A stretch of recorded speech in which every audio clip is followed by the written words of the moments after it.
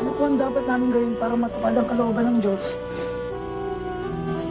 Manalig kayo sa sinugo niya.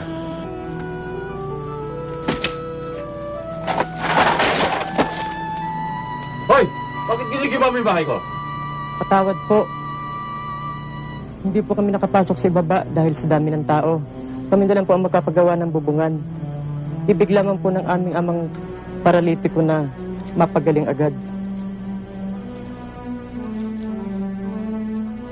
Kaibigan, pinatatawad na kita sa iyong mga kasalanan. Ano ang karapatan mo magpatawad? Diyos ka ba? Alin ba madaling sabihin? Pinatatawad ka na sa iyong mga kasalanan? O ang tumindig ka at lumakad? Tumayo ka at lumakad. Ngayon din.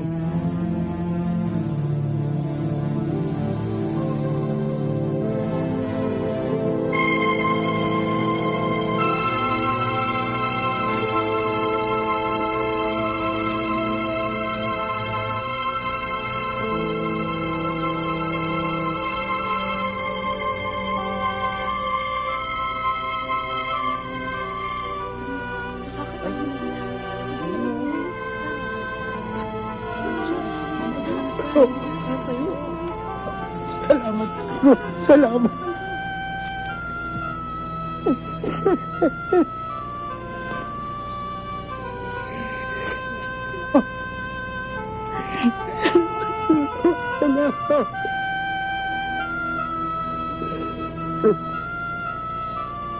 Sige, umuwi ka na.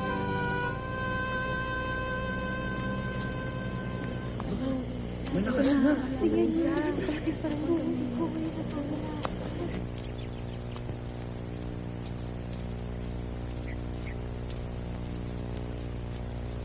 Guro, malubhang-malubha na po ang kaibigan niyong si Lazaro.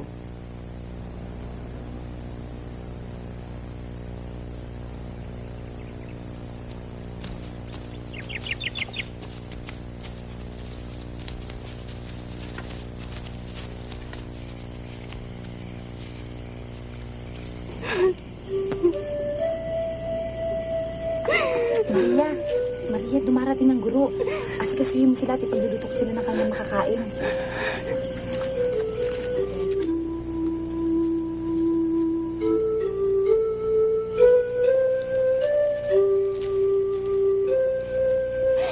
Panginoon, kung pailang sana yung harito, hindi namatay ang aking kapatid.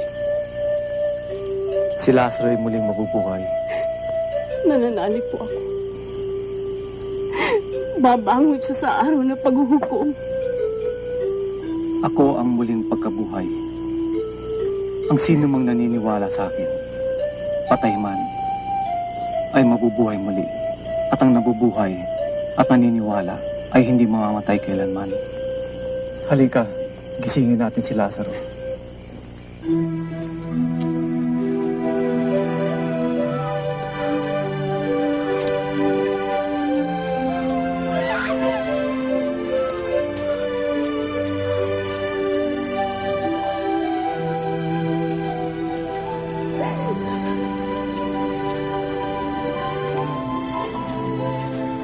Guro, nasa gitna po siya. Alisin ang takip. Ngunit mo, may 4 na araw na siyang naililibing. Maaring nabubulog na ang kanyang katawan. Masasaksiyan ng nananalig ang kaluwalhatian ng Diyos. Tanggalin ang takip.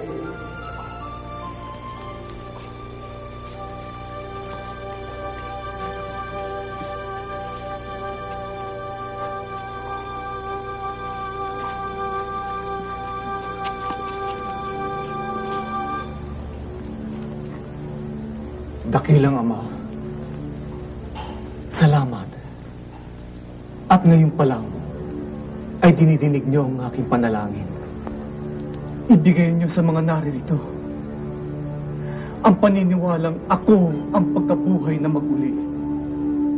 At ang sumasampalataya ay walang kamatayan.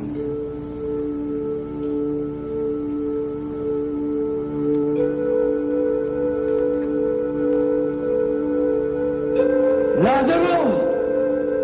Tumindig ka!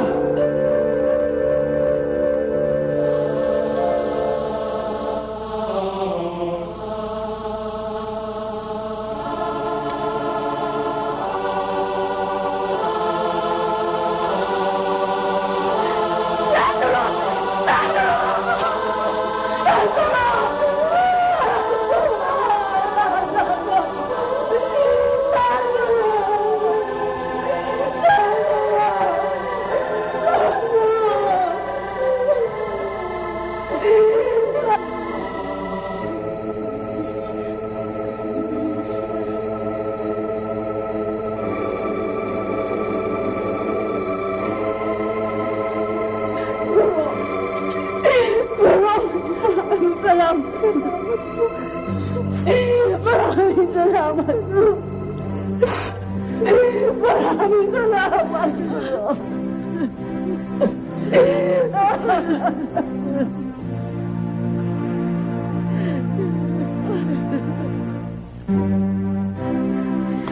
Maraming salamat, Guro. Maraming salamat.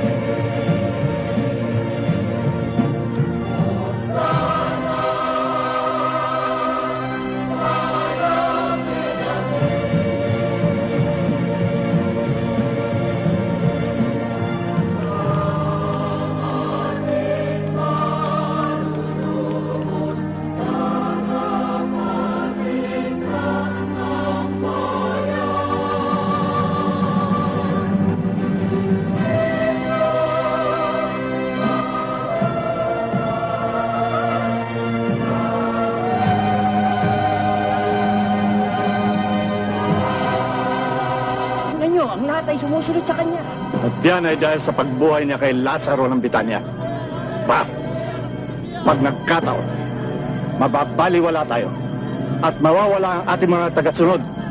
Anong kapangyarihan mayroon ang mapagpanggap niyan at napapasunod niyan lahat?